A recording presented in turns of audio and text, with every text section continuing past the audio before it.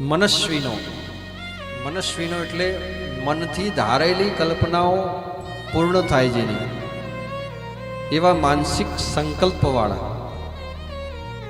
અને એવા મનસ્વી માનસિક સંકલ્પવાળા હોય તો બ્રહ્માજી, નારદજી અને સપ્ત બધા જે ઋષિમુનિઓ અને નારદ બ્રહ્માજીના જે 9 પુત્રો જે છે બધા સંત મહાત્માઓ, એમને મનની શક્તિથી ઉત્પન્ન કર્યા છે. અને મનની શક્તિથી ઉત્પન્ન કર્યા એટલે એમને માનસ પુત્રો કહેવાય.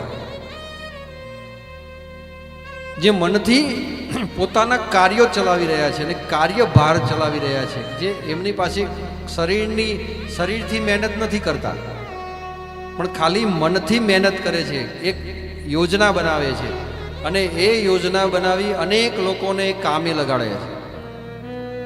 એવા લોકો પણ જ્યાં સુધી ભગવાનના શરણે નથી થતા ત્યાં સુધી એમના કાર્યો સિદ્ધ થતા નથી.